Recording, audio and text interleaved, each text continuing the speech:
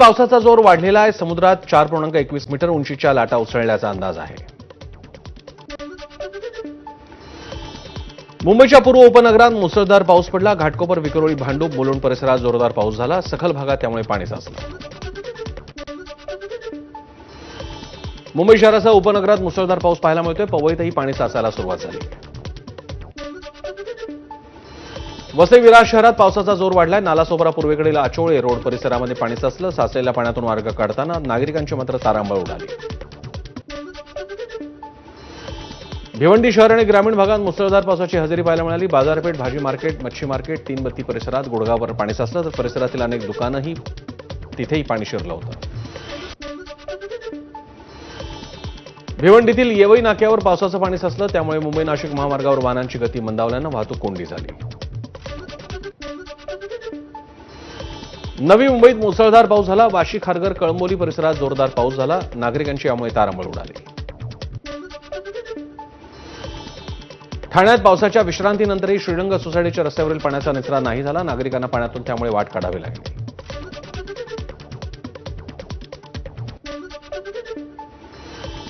ठाण्यामध्ये मुसळधार पाऊस झाला। वंदना डेपो परिसरातील रस्ता पाण्याखाली गेला। रस्ते जलमय झाल्यानं प्रवाशांची चांगलीच तारांबळ उडाली। मुंबई अहमदाबाद महामार्गाला पावसाचा फटका बसला। तुंगार फाटा ब्रिज जवळ पावसाचं पाणी साचलं। वाहन चालकांना त्यामुळे अडचणीचा सामना करावा लागला।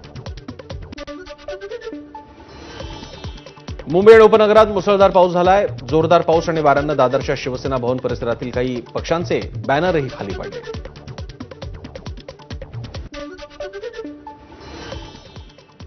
पुढील 3 तासांसाठी मुंबई, ठाणे आणि रायगड, पालघरसाठी रेड अलर्ट जाहीर करण्यात आलेला आहे। पुढील काही तास 4ही जिल्ह्यात मुसळधार पावसाचा इशारा आहे। भारतीय हवामान विभागाकडून हा इशारा देण्यात आला आहे। मुंबई, ठाणे, रायगड, पालघरमध्ये मुसळधार पावसाचा हा अंदाज वर्तवण्यात आला आहे। आज सकाळपासून पाऊस सुरू झालेला आहे। मध्ये थोडीशी उसंत घेतल्यानंतर आता पुन्हा एकदा मोठ्या प्रमाणात पावसाचा अंदाज वर्तवण्यात आला आहे।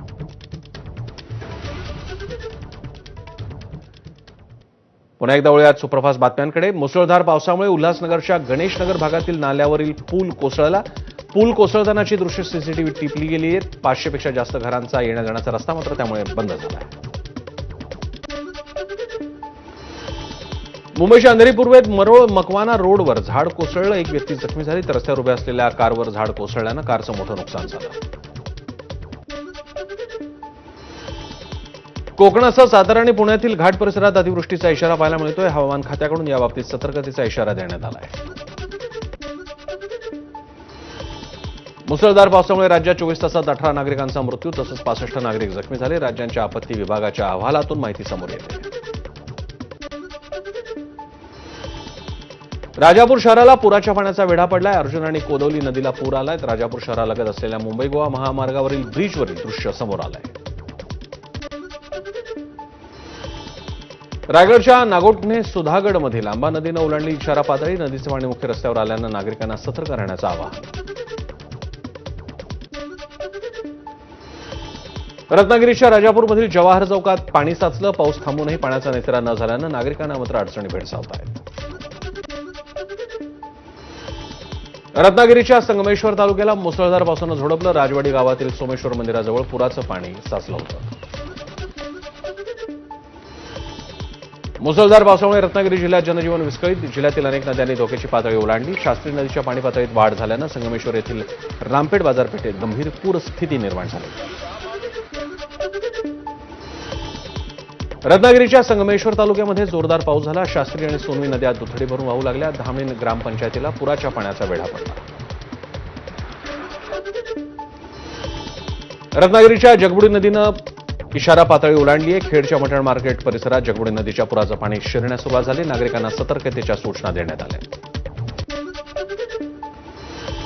मुंबई गोवा महामार्गावरील परशुराम घाटातील संरक्षक भिंतीची माती वाहून गेली। पाण्याच्या प्रवाहामुळे गॉबियन वॉल ढासळण्याची भीती निर्माण झाली आहे।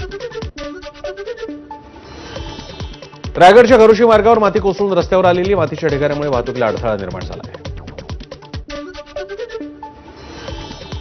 तळ कोकण आणि पश्चिम महाराष्ट्राला जोडणाऱ्या करूळ घाटामध्ये दरड कोसळली। घाटामधील मातीचा सगळा मलबा आणि दरड रस्त्यावर आल्यानं कोल्हापूरकडे जाणारी वाहतूक ठप्प झाली.